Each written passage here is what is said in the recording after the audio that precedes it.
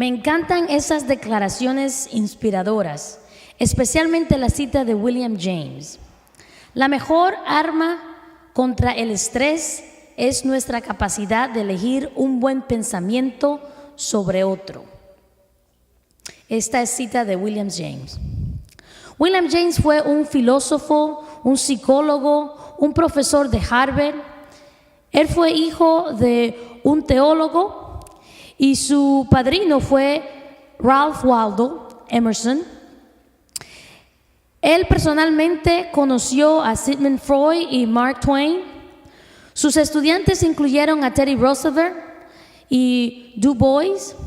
Y este pensador profundo, estudiante de pensamientos y maestro del pensamiento constructivo, dijo cosas como: la aceptación de lo que ha ocurrido es el primer paso para superar las consecuencias de cualquier desgracia.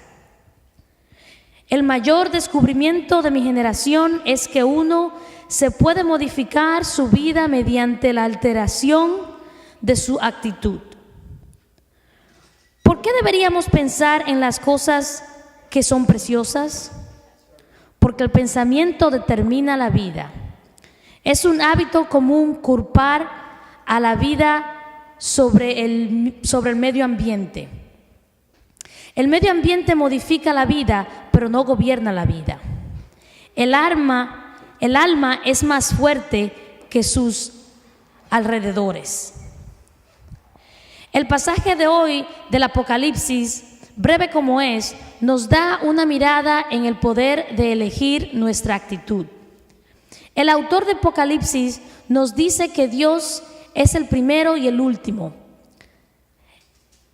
En el alfabeto griego, la Z es la sexta letra, pero la última letra es la omega. Alfa y omega sugieren la terminación, la integridad, la eternidad. Pasado, presente, futuro, aquí y allá, primero y último, y todo entre medio. La totalidad omnipresente, la fuerza que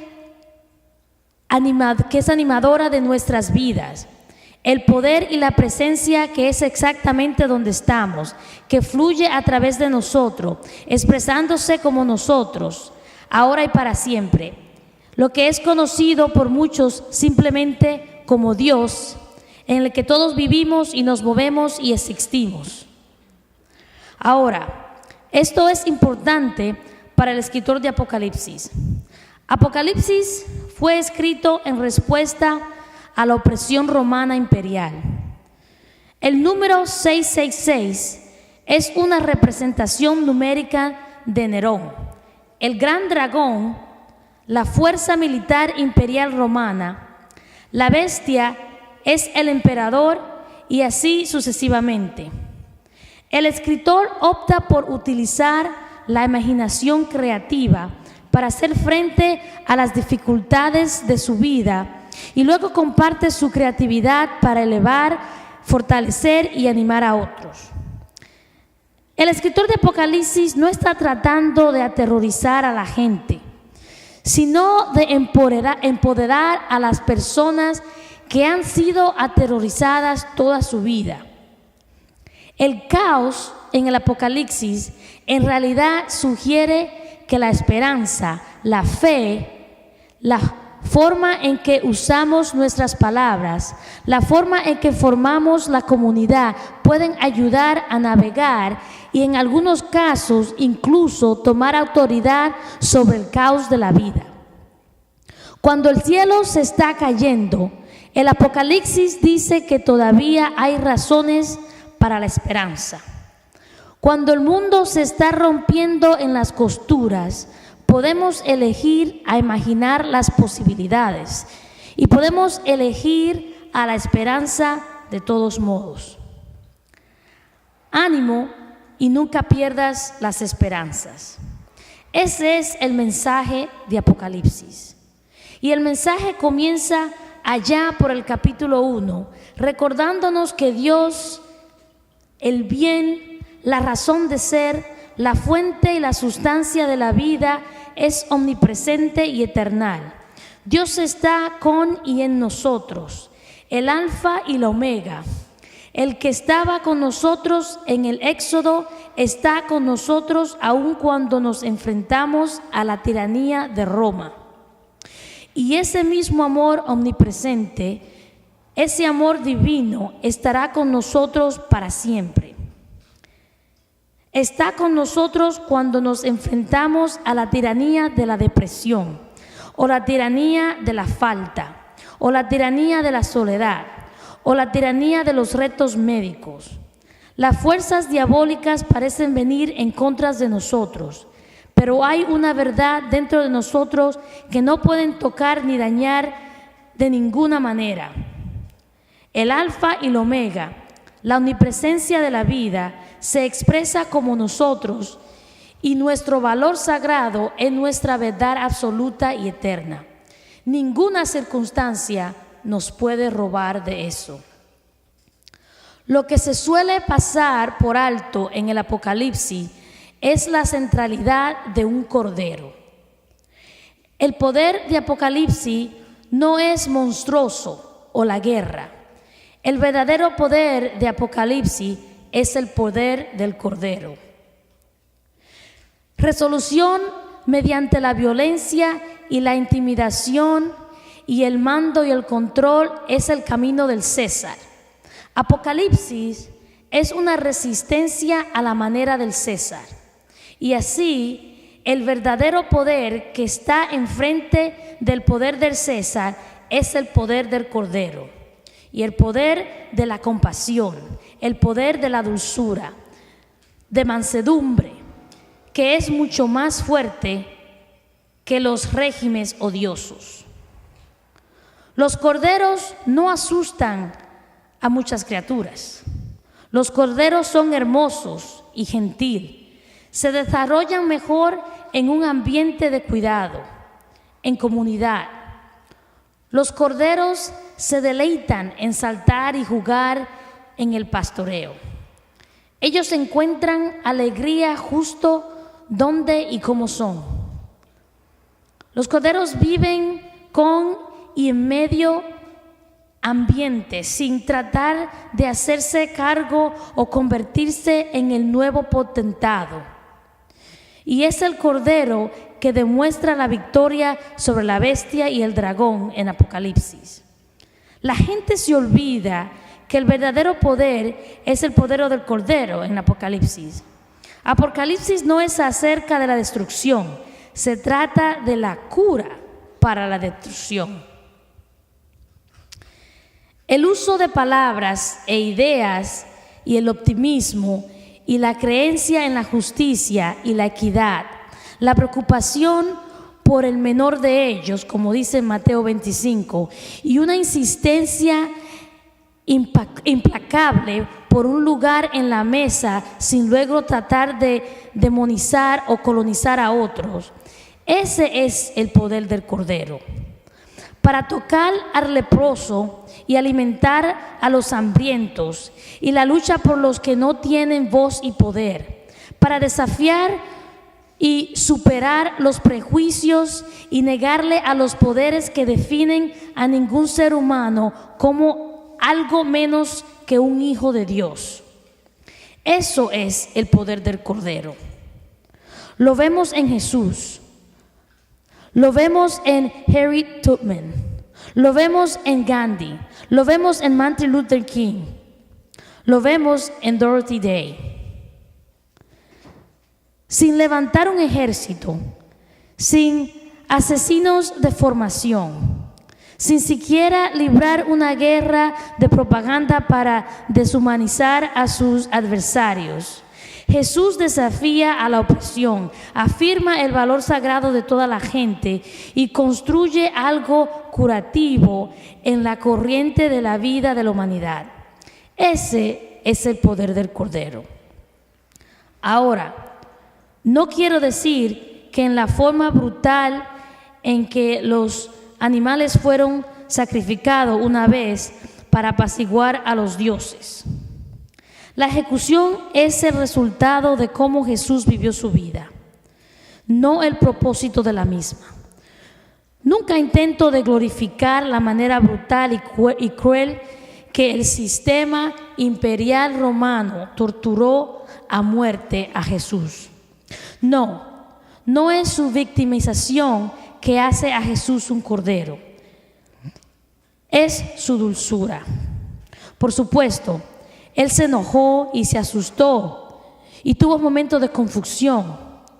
Él no estaba emocionalmente atrofiado. Experimentó todo sentimiento humano legítimo. Pero al contemplar su misión, no fue a la fuerza, a culpar, a herir, a atormentar o a oprimir a los que no tienen poder, o incluso a revolcarse en impotencia para la autocompasión, sino que demostró cómo incluso los más débiles, los corderos de la sociedad, pueden invocar el poder de la esperanza, para lo cual no hay situación en la vida que les pueda quitar. El reino de Cristo debe ser algo radicalmente diferente al mundo. Un reino simbólico que representa la inclusión y la justicia, la esperanza y la curación, pero no gobernar sobre otros, sino servir con otros. Ese es el reino de Cristo. El reino de Cristo es simbolizado por las manos sucias de trabajar y por lo menos el llamado de estos: el leproso, la prostituta, el samaritano, el niño, la mujer cananea, el esclavo, los heridos, los ancianos, los queer, por cualquier nombre. Es tan diferente de los sistemas del poder del mundo que esos sistemas no pueden entenderlo y así responden con miedo a ello, como lo hacen con la mayoría de las cosas que no pueden comprender o que parecen desafiar a su status quo. Cuando se le preguntó en la lectura del Evangelio de hoy a Jesús: ¿eres tú o no un rey?, Jesús solo le dice: bueno, esa es tu historia. El reinado no era su objetivo.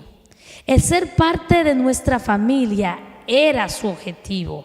Ese es el poder del Cordero. Ese es el reino de Cristo. Él solo quería levantar a aquellos que habían sido derribados. Ese es el poder del Cordero. Ese es el reino de Cristo. ¿Estás listo para ser levantado y para así poder levantar a otros? ¿Estás listo para ser feliz? No se dirige donde no quieres y no se puede enseñar lo que no sabes, y sin duda no puedes dar lo que no tienes. Así que si tú quieres levantar a otros, primero tienes que ser levantado. Para difundir la alegría tienes que tener un poco de alegría. ¿Estás listo? No puedo prometer que todo va a ir a tu manera, pero puedo prometer que no tiene que ir a tu manera para que tú seas feliz. Quejarse no lo hará. Si el quejarse no ha creado alegría en tu vida hasta ahora, renuncia a ello. O si el hábito es tan arraigado que renunciar a ello parece imposible, entonces solo comprométete a parar una vez que caigas en ese hábito viejo y luego haz otra elección. Y si tú necesitas ayuda hay para ti. Esto no es un problema exclusivo de uno o de dos de nosotros. Esto es una epidemia de que todos hemos sufrido de vez en cuando. Pero no tenemos que quedarnos allí. Podemos elegir de ser algo mejor, algo más, algo digno de nuestro valor sagrado. Podemos optar por participar en la sanación, en algo que es todo inclusivo, que eleva al reino de Cristo. La culpa, la vergüenza, el tratar de hacer que nuestros problemas sean la culpa de otros. Todo lo hemos hecho. Todos nosotros hemos hecho esas cosas, por supuesto. Mi vida no está donde yo quiero que esté porque mi jefe es malo, o mi profesor es estúpido, o mis padres fueron abusivos, o mi pareja es deshonesta, o esto, o aquello, o lo otro. Pero ¿sabes qué? Tú no tienes que trabajar para ese jefe terrible. Él aceptará tu renuncia o te dará una transferencia.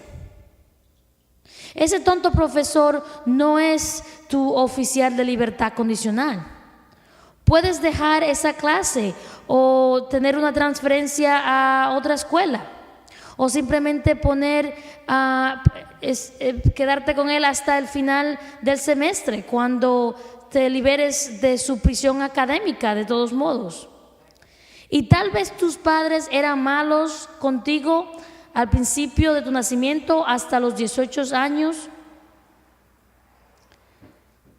Pero ¿qué ha pasado desde ahí hasta los 18? Y ahora, para empezar a trabajar sobre la manera conseguir más allá de eso.